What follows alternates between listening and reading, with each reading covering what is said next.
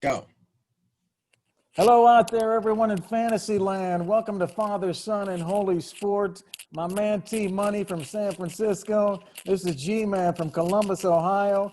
Got my hat on. Special reason today to show you my hat for the Colts. One of our big picks today. We're going to give you some picks. We're going to play some games with you. We're talking about week 9 in the NFL fantasy, and we're going to get you prepared to win this week and get yourself ready for all the playoffs. T Money. Are you excited about week 9? How does week 9 look to you? And even before that, what do you think? What the heck's going on in the world out there, man? What are you seeing out there that's got you all fired up? Well, I know the NFL trading deadline just happened, but it was kind of quiet. I thought a lot more people would make moves. We had a lot of defensive linemen and linebackers go, about a week ago. But since then, it's been dead, especially for one team who I was shocked about was the Packers. Everyone's saying this new GM, Gutekunst, is going to come in and change everything. He did nothing. No help for Aaron Rodgers. Well, They're, how about you New know, England? You got Cam over there. They're trying to get him help. They get Isaiah Ford to come over. What do you think about Isaiah Ford? He's coming. He's got some passes in Miami, but not a lot. What do you think? Can he help out Cam Newton? Yeah, I think he's going to be better than any other option. N'Keal Harry hasn't panned out, and Julian Edelman looks like he's running into father time here. So I'm excited to see what Isaiah Ford can do. He looks like a good young player. I don't think, however, this is going to change the Patriots season. I don't think they can salvage this one. What else you see going on out there, man? It doesn't even have to be fantasy. What's got you fired up? Yeah, I mean the big one this week is Clemson Notre Dame. That's what is intriguing me. Clemson number 1 in the country, Notre Dame number 4 in the country. They have no Trevor Lawrence this week, number 1 prospect, Heisman front runner, and this is a big game. This is Notre Dame wins this one, they might get to sneak into the playoffs in the 4 spot even as an independent. So it's going to be an interesting one, and you know that me and you are rooting for Clemson this week because if they lose, look out now, the Cincinnati Bearcats could be finding their way into the college football playoff, and this would be a great win for us. So you bet I'll be wearing my orange bleeding Cincinnati and Clemson colors all weekend. So excited Team, for that. team money. UC Bearcat track and field athlete sticking up for his Bearcats. We're in Columbus, Ohio. Here, of course, the Buckeyes. Now Justin Fields moves into that top spot for the Heisman.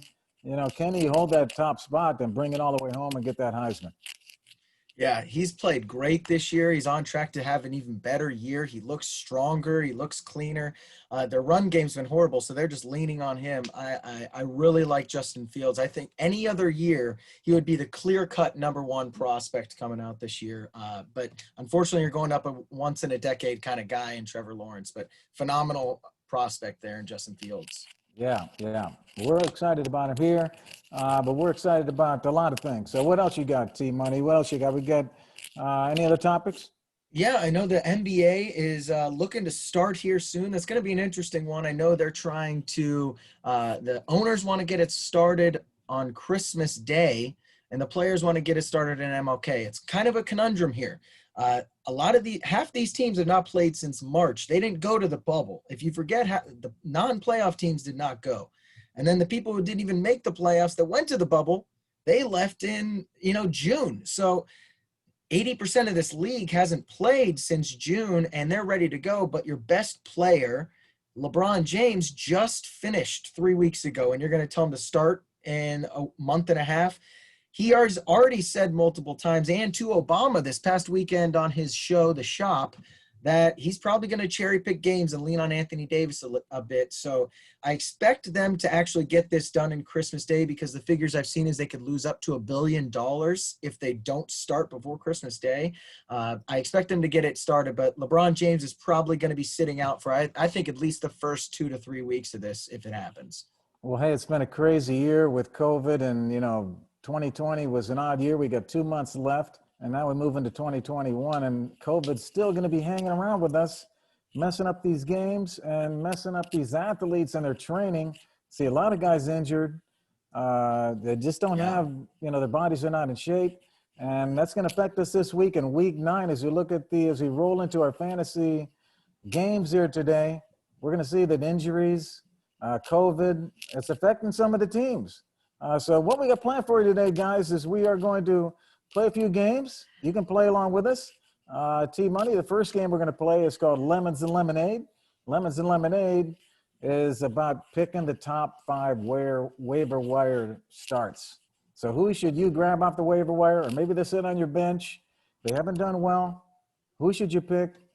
T-Money and I have picked our waiver board. Look at our waiver board here. You can see the quarterbacks and the running backs and the wide receivers, the tight ends and the defenses sitting here. On the left-hand column, you see T-Money picked 2 rows. G-Man picked 2 rows. Okay, so we've got 20 picks here. It's our waiver board. And T-Money, you're going to be the first one to pick. And what we want to do is pick our top 5 so that everyone has a good feel for where we think they should focus their waiver wire. Yeah, I think the first one here is a no-brainer in Chase Edmonds. Still not rostered in about 50% of leagues. And with Kenyon Drake out, he should see a huge workload. He's already been getting a good amount of receiving yards and touchdowns. And with no Drake there, they're playing the Miami Dolphins. I think this is a no-brainer pickup start. He should be the #1 priority on everyone's waiver wire. So Chase Edmonds, go get him if you can. He's projected at, I believe, 17 this week, and I think 17-4. We see it right up there. That's the number. So you think he's going to beat that 17-4? Yeah, he's a great pickup this week, especially for someone that's on the waiver wire. You're not going to find many guys at his position projected at that on the waiver. I'm going to go with Matt Ryan right here. I know that's kind of a risky pick. We both picked Matt Ryan, and we made our picks separately. Matt's targeted for 18.3 points this week on ESPN. He completed 21 passes, beating the Panthers last week. This week he plays Denver, a little bit tougher team, T. He did score on a rush last week, which was pretty cool. Yeah. He's completed 70% of his passes for 3 consecutive games. That's excellent. But he has not passed for a touchdown in 3 games. I say he gets that touchdown. He goes up into the 22, 23 point range this week. The last 3 weeks, here's his points: 32, 18, 19. He's going over 20 team money. He's going to beat that 18-5. Yeah, I like Matt Ryan this week. That's a good pick. I think Denver's struggling, and like you said, he's been playing well as of late. A little roller coaster of the beginning of the season there, big highs, big lows, but I think he's figured it out, been a little more consistent, and I like that pick this week as well. Who you got for number 3? So I think the third best person in this waiver wire week would be Mikhail Hasty from San Francisco. That entire backfield is banged up. He is one of the few healthy people, and he is outpacing McKinnon right now for carries. Now, obviously in a PPR league, it's going to be a little tougher. McKinnon's going to be the guy catching the ball out of the background. Now, Hasty did have 1 catch, which is great, but I think versus the Green Bay Packers this week, it's a no-brainer. They are the 32nd ranked run defense this year, which is worst in the league. They were gashed by Dalvin Cook last week for 173 yards. I think he's still running around Lambeau Field somewhere. They were unable to stop him. So I think this is a no-brainer this week. You're knocking on one of my picks coming up, man. You're knocking on one of my picks. But okay, now we're going to see. Yeah, I really like him. So okay. All right, I'm going to go. I mean, I like Jordan Reed. Jordan Reed's sitting up there under the tight ends. You know, Jordan Reed's, replacing Kittle, and Jordan Reed is coming off IR. They have not really released him yet off of the IR. He's in position, but as of tonight, and it's Wednesday night here, we're going to publish this Thursday morning. We don't know yet if Jordan Reed's playing. We know that Bourne has been announced today that he has COVID. So Bourne is out, even though he was on our board team money when we do these shows on Wednesday. Hey, man, these things can help us or can hurt us. So because of that, I'm going to jump over to Philip Lindsay. Put Philip Lindsay in there as the number 4 waiver wire pickup. He scored a 55-yard touchdown in week 8. He ran for 83 yards. He got a reception, so he's catching the ball.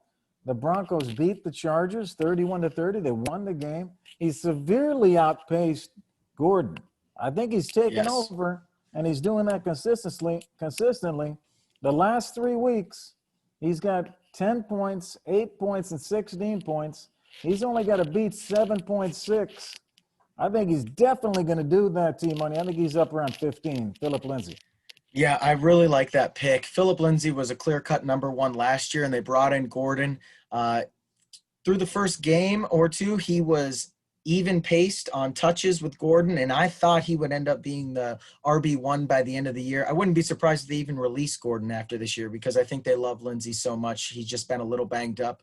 So great pickup there, and especially in a dynasty league, he could be a great low-round pickup for someone that could be an RB1 next year. All right, who you like number 5? Number 5's a toss-up for me. It's really tough. I have Corey Davis and Mike Williams there, but I'm going to go with Corey Davis. He has been very undervalued, 50% owned in leagues right now. So pick up him if you can. He has not been under 12 points at all. He was on the COVID list 2 weeks in a row and had a bye. So people kind of are sleeping on him, but he's been great. He has been phenomenal. He had 26 points and 15 points the last 2 weeks, and he is rolling, looking like the number one option, not A.J. Brown there. So I like him a lot. Big resurgent year, and keep an eye on him if you could roster him. He's been really solid this year. Well, we're moving on to the next game, but Team Money tried to take me out last week. We went head-to-head in fantasy. We're going to talk to you about our league near the end of the show, but Corey Davis went off for Team Money. And Yes, almost was able to take me down because of Corey Davis. The guy is hot. Great pick there, T. So there you guys have it. Your top 5 starts: Chase Edmonds, Matt Ryan, Hasty, Lindsey, and Davis. Go out and get those guys. You're going to get some points. Yeah. Let's go to the next game. This is called the Hot and Cold Blitz. We're going to talk about each position. You can see the top are the 5 hot picks by G-Man, and the middle are the 5 cold picks by T. We're going to talk about each position, T. Let's first talk about the quarterback. I already talked about Matt Ryan. I'll just say a few more words about Matt Ryan and why I think he's a hot picker this week. Atlanta's 2-6, but they won last week. And the matchup versus Denver, I think, is good for Matt Ryan. Atlanta's favored in this game by 3.5. The over-under opened at 47, T, and now it's 50. This is going to be a high-scoring game. I think there's some other reasons Matt Ryan is going to be a good pick this week. Who's your quarterback do you think is going to be cold? Yeah, I don't see Tom Brady getting to almost 22 points this week. People have been high on him late, and I know he's been kind of resurging into that MVP talk, but his last 4 starts, he had one huge game versus the Raiders. But other than that, he was 14, 36 versus the Raiders, and then 19. He has not been performing like a top 5 quarterback right now. And he's going up against a Saints defense that I think Cam Jordan can get to the passer. He's a great rusher of the football, and the Saints just traded for Quan Alexander. So he is a great linebacker from the Niners. I don't think he gets to 22 points this week. We're going to battle, man, because I'm going to show you. I got Tampa, one of my picks later on, bro. But I respect you. I know you know what you're talking about. Let's go to running backs, and I'm going to start off with J.K. Dobbins out of Baltimore. He's only projected for 7.2. Baltimore is 5-2. They lost to the Steelers. Still got a great team. Another tough matchup, though. They're playing Indy. Indy's got a great D. Baltimore's favored by 3. The over-under is 47. Dobbins had 113 yards last week. He's ranked the 16th best running back this week. He is definitely going to beat that 7.2 number, T. Yeah, I think he definitely will. I think Mark Ingram's banged up and probably will end up not playing because of their running back depth. Solid pick for this week. What do you got for the cold? Who's going to be cold on that running back side? So let me start by saying I do not dislike Todd Gurley. Okay, I just want to make that known. If anyone knows me, I think Todd Gurley's a bit of a touchdown rat. Okay, that's what I like to think. I'm a big proponent of what can you do for me if you don't score touchdowns? That's how a sign of a great fantasy football player is. The guy's got a nose for the end zone. He does, and that is what he does. I really do think Brian Hill has been the better running back this year. If you were just watching him, now I hope Todd Gurley has a great year, 100-yard game each week. Just kill it, right? Prove me wrong. I want nothing but the best for this guy.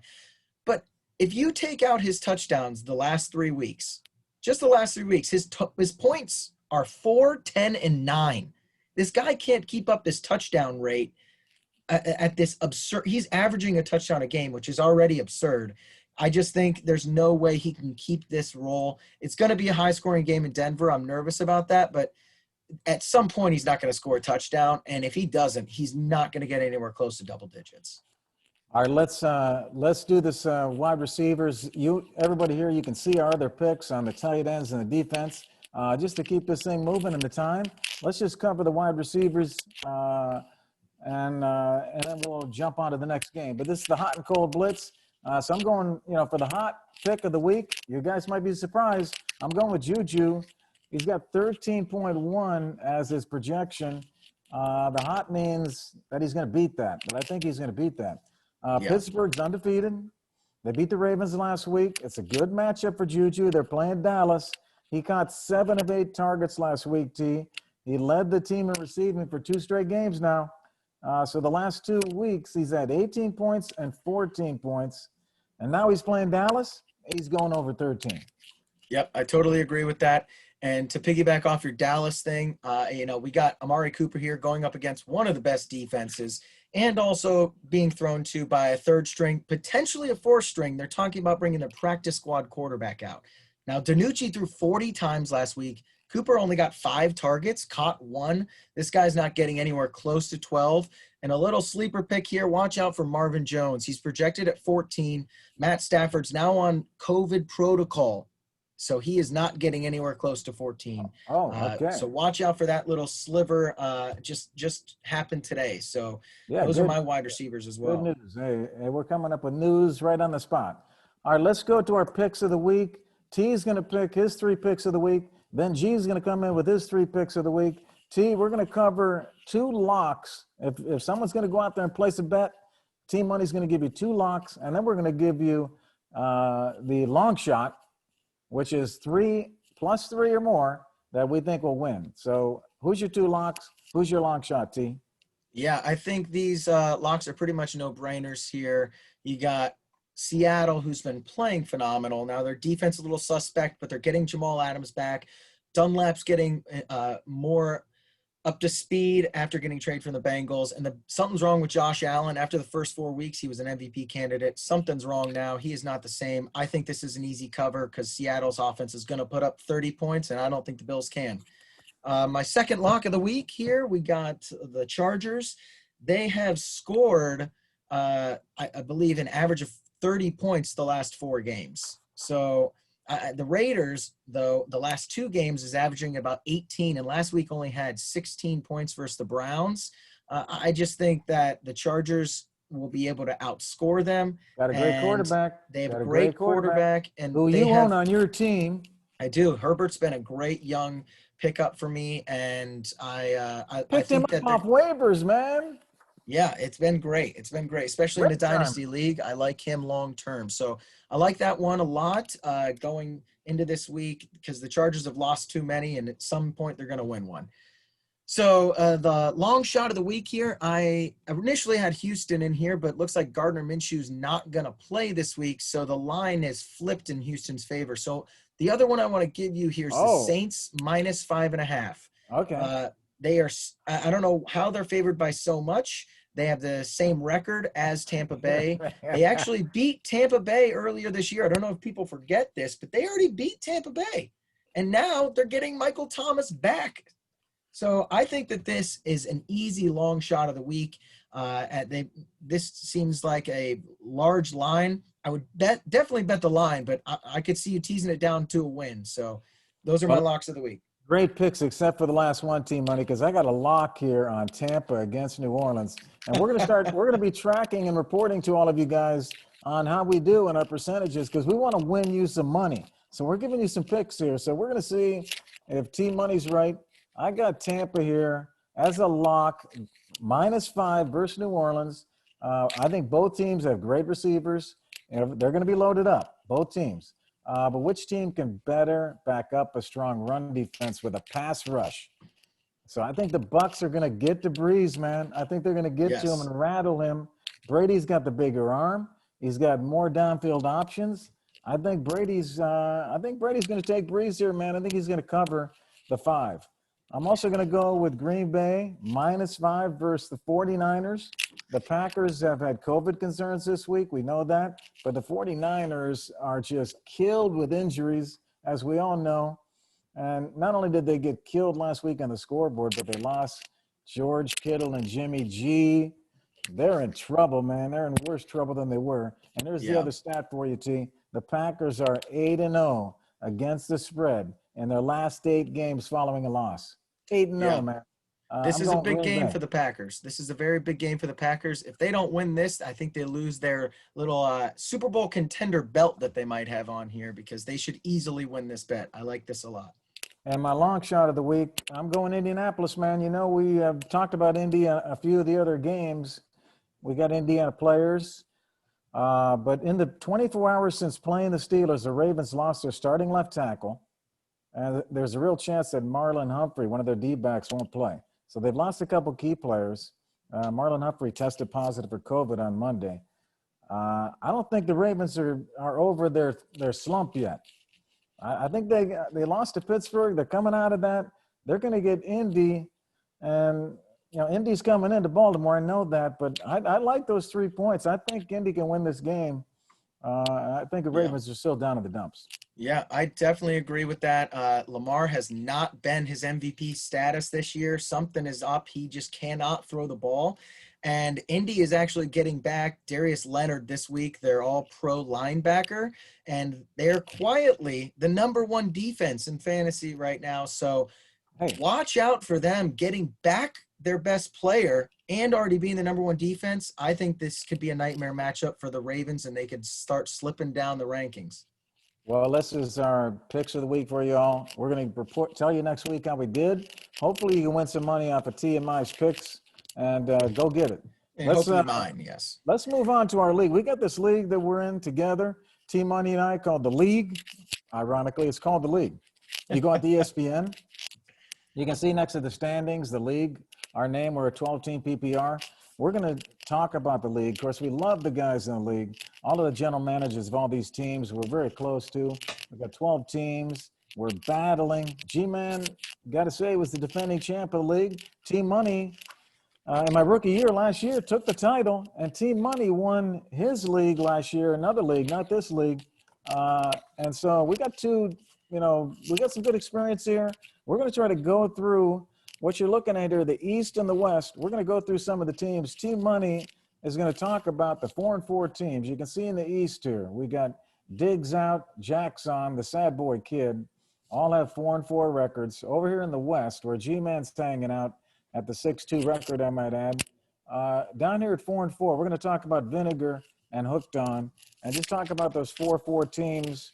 And, what's your thought overall on the 4-4 teams and making the playoffs and all of that, T? Yeah. I think that's what we wanted to highlight this week. There's 5 teams vying right now for 2 playoff spots. 5 teams at 4-4 with 5 games left. And after this week, it's a trade deadline as well in our league. So if you're going to make moves, it's got to be now or immediately after that Monday night game. So first, Diggs, I want to talk about. They're just one of those teams that really don't have any sort of top-tier talent, but they're just solid at every position. There's not really a weak point. I mean, Diggs has been great for them this year, but they have Connor, they have Gaskin, and they have Fournette, 3 solid running backs, Diggs, Keenan Allen, Will Fuller. They're just a solid team. Now, projected for 115, not bad here. Yeah, but and they got a 0. They got Myles Gaskin still sitting in here. Yeah, they're obviously going to have to move Fournette into there. Gaskin's going to be out a week or 2. I think the biggest thing with this team is going into the playoffs. To win a championship, they just need a better quarterback. They're not going to win any sort of championship with Cam Newton or Carson Wentz on their bench. Carson Wentz down here, though, yeah. Carson Wentz had 8 points last week, so I would not rely on him. Yeah, and Cam Newton has not been himself. He had a decent fantasy game last week, but I just wouldn't count on him. So I would look to trade one of those running backs if I could, Gaskin or Fournette. I would prefer Fournette. I know that Gaskin's hurt and you might need Fournette, but after this week, you could trade Fournette for a top 7 quarterback potentially, and I think that would be a great move for him moving forward. Good. So We'll move on to the next 4-4 team. That's Jack's on, Jack's off here. He's great top end talent. 2 top 5 guys with Lockett and Aaron Jones. They've just been great this year. I think his biggest problem is he has Lamar Jackson, and he's just been such a disappointment. I think he thought he was going to ride him to a lot of victories, and he just has not been the same quarterback. What do you think? Lamar Jackson sitting there, T, at 19-3 on the bench. Tom Brady starting at 21-9. You were kind of down on Tom Brady earlier. What do you think? Tom Brady starts this game or Lamar Jackson? I would rather start Tom Brady because, once again, Lamar's going up a tougher defense, and he has not proven that he can get those points. At least Tom Brady's getting 19 points. I mean, I could bet Tom Brady gets 19 points. Lamar Jackson to get 20 versus the number 1 defense, I don't know about that. So I think the biggest thing with Jackson is he needs to look for a little more running back and wide receiver depth. So I have a little trade proposal for Diggs and Jax here. They could potentially trade each other. Lamar Jackson and someone else, a filler for Fournette, could be an option for both these teams moving forward to really bolster their rosters moving into playoffs. All right. Interesting. Yeah. Then we'll move on to the other guy, Sad Boy Kid. He used to be called Cowboy Kid, and he has had a few rough weeks. Changed his name to Sad Boy after the couple losses. Yeah, an abysmal 55-point game last week that he had made him change his name. It's projecting been really 21 though. He's looking like he's coming back here. Yeah, and he's got a very interesting team here. He started out 4-1, and then he lost 3 in a row. Now, all of this was without Michael Thomas, so that's hurt him a little bit. I think he needs to make a trade here if he wants to be championship potential or even make the playoffs. He might have to give up Michael Thomas if he could get an RB2 and a wide receiver 2 combo that he could start both. Because right now, Hasty's a great fill, but after that, are you going to trust Phillip Lindsay or Joshua Kelly to get you to the playoffs? I don't think so. So Hasty's going to fall back when Mostert comes in a couple. Mostert will be there in 2 or 3 weeks. Exactly. Now, I do want to mention a sneaky pickup for him. Goddard's on a bye. He's going to be great when he comes back because Ertz is out. So sneaky good tight end pickup there, but I think he has to make a move either if he can trade a future draft pick since we're in a dynasty league, or if he can trade Thomas for some more top-end talent. Our good tip. Let's cover the next 2 real quick, and then we'll wrap things up here for the show. Let's go to Vinegar. Yeah, Vinegar Strokes. It's going to be tough for him with Cooper not being the same now. He had 3 phenomenal wide receivers. Cooper is no longer going to even be a wide receiver 2. I think he's barely a flex option. So he's going to need to find more depth, especially at running back right now with Mixon hurt. I think Brian Hill's a better running back than Gurley, like I said in the show earlier. Hopefully he starts getting more touchdowns than Gurley. Yeah, I'm not sure what this guy can do. He looked great last game. It's going to be tough. Can he flip Kareem Hunt now before Chubb comes back? These are questions he's going to have to look at so that he can bolster his roster going into the playoff push. All right. And then lastly, who I think is the playoffs, right? Yep. I think this team is almost a lock for the playoffs and by far the best 4-4 team here. He could be a championship contender. I think he's great. He is all the things you want a team, top end talent, very good depth. I mean, he's got Derrick Henry, Adam Thielen, and Allen Robinson, 3 great starters. And then on top of that, David Johnson's been sneaky good.